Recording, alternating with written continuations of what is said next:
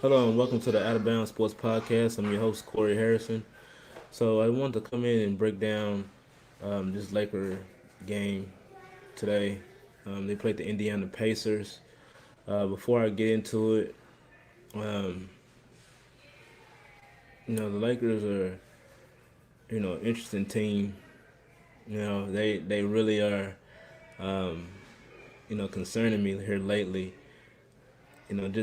Just thinking about the schedule that they had and the teams that they're playing, they had a pretty tough schedule. They've only won two games since they've been in the bubble, and now they've dropped to 2-4. Since being back.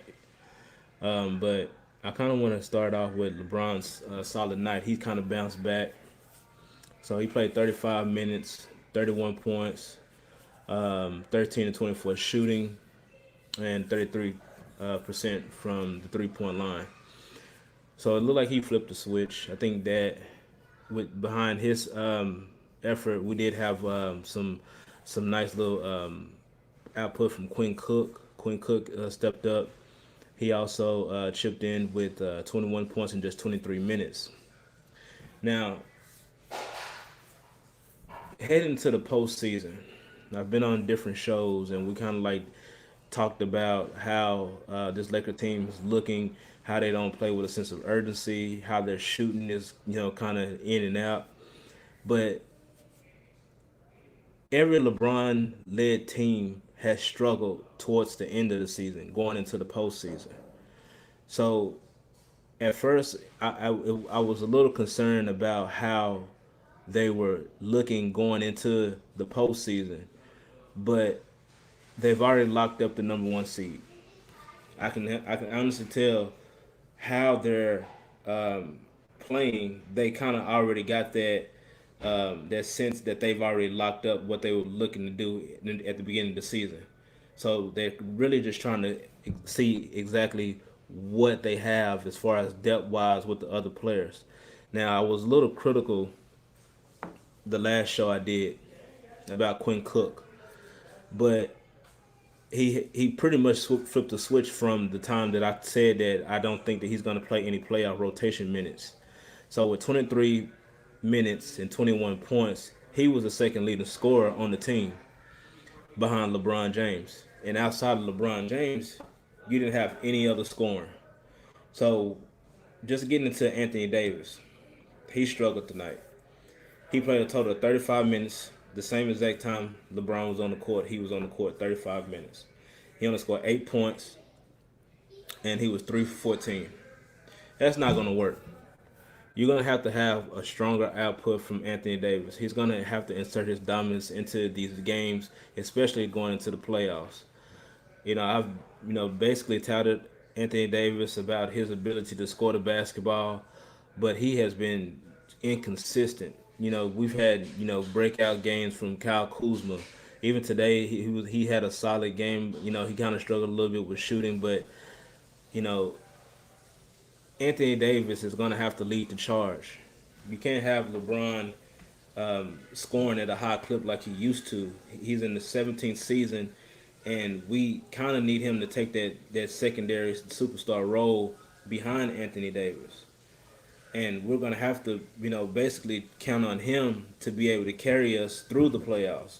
And if Anthony Davis does not go, this team does not go. I want to kind of break down a little bit about their 3-point scoring because it's been really spotty lately. We shot 33% from the field, and that was with 13 and 39. Um, that's not going to work. That's not good at all. And then we're going to bounce over here to some stats from Indiana. Now, TJ Warren, that's one person I want to kind of, start with. He has been phenomenal since they started the bubble. I think they've only dropped one game. The first game that he did play in, I believe he had like 57, 59 points, I believe. He's been phenomenal lately.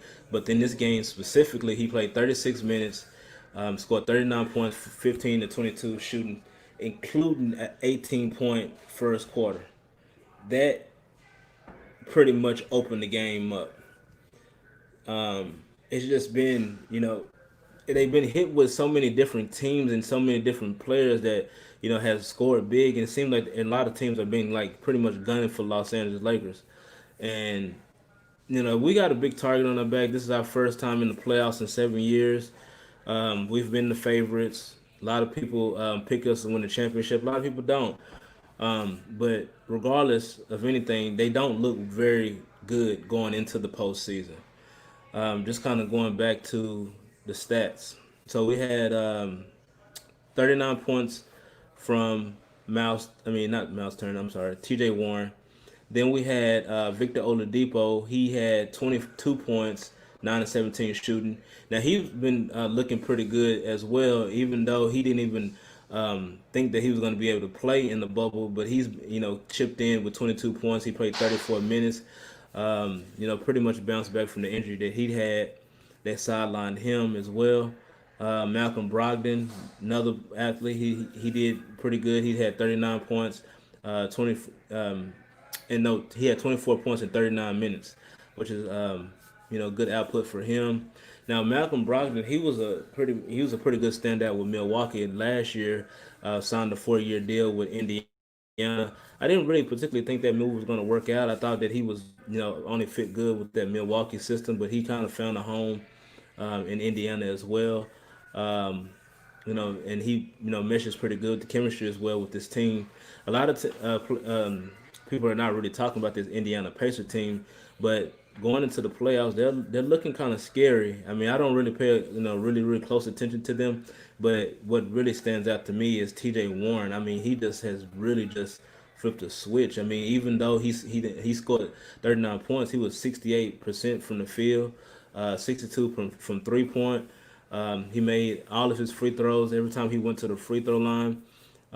This team is legit. I think that they're gonna make a good little push into the playoffs. I don't look at them going to a deep run, but they're looking pretty scary as well. And I think I picked them like as a dark horse pick. Going into the postseason. A lot of people are not really paying too close attention to him. T.J. Warren leading this team. But the Lakers are really gonna have to get this together, man. Like, I just don't really see this being, this trend, keep going on. As far as them, losing games like this, and then it's gonna trickle down into the postseason. This is not gonna work. Shooting is gonna have to be a lot better. Shooting 33% from 3 point, it's just not gonna work. Um, Anthony Davis is really going to have to step up. He's going to have to insert his dominance. He's going to have to really play, like he has a chip on his shoulder, which he does. I mean, he hasn't really just broke out in the playoffs. When he was with New Orleans, they really didn't do a whole lot. He was injured a lot of times, and or they getting bounced out of the playoffs early, or he's not able to, insert his dominance like we know he can do. The Lakers does not have any kind of support whatsoever that I've seen. No, just stepped up. Had 3 players that didn't even play today. Markieff Morris did not play today. J.R. Smith didn't suit up as well. Dion Waiters didn't suit up.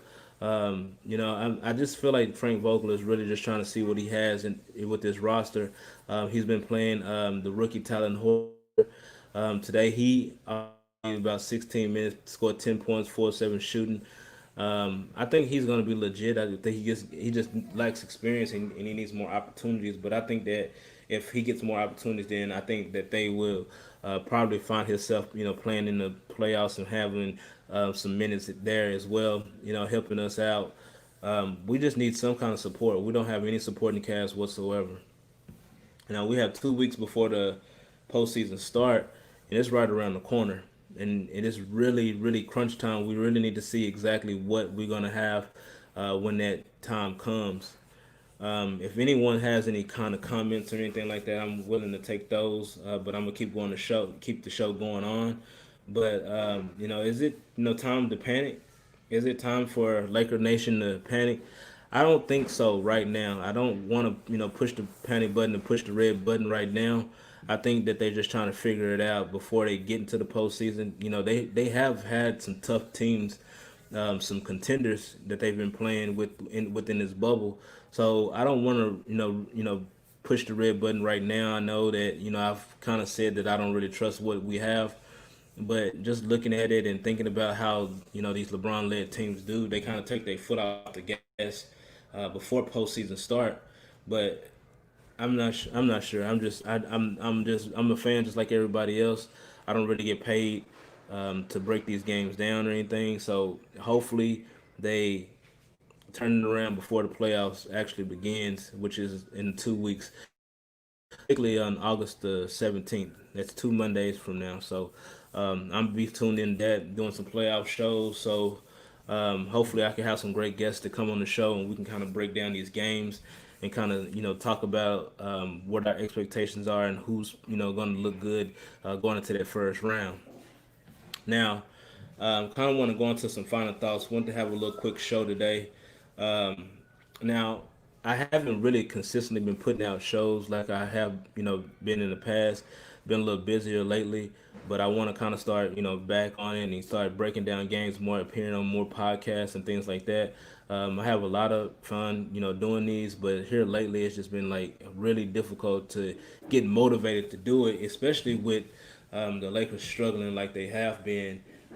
We just really don't have that player that's going to say, "Hey, give me the ball. I'm going to take this over." I seen LeBron kind of look like he wanted to, take this in, take this game over, and I think this is, we had a good. This was a good game for him. I mean, he made 2 3 point, two key 3 pointers, had 7 rebounds, 7 assists. He only turned the ball over one time, had a block. I mean, what else can we ask for? LeBron is going to be LeBron. But we need Anthony Davis to step up. 8 points in a key game like this, can't have it. Can't have it at all. When you have Quinn Cook, the second leading scorer, that is a problem. We can't ask for that to be, Quinn Cook's normal thing to do. When he didn't hardly play any during this season. We really didn't see a whole lot of Quinn Cook this year, but he stepped up today. We really needed that scoring output. If we didn't have his scoring, I mean, I don't know. This score probably could have been a little bit worse than what it was. I did see them try to make a comeback, in the third quarter going into the fourth, but it just kind of got away from T.J. Warren is phenomenal. Oladipo stepped up as well. This team is well put together, well coached, and I picked them as a playoff Eastern Conference dark horse because not a lot of people have them on their radar. T.J. Warren has been great, and I think that they're gonna make some noise in this year's playoffs. But I'll take some comments, take somebody's final, other people's questions, final thoughts on this. Other than that, then we don't have any more questions about nothing. Then we're out.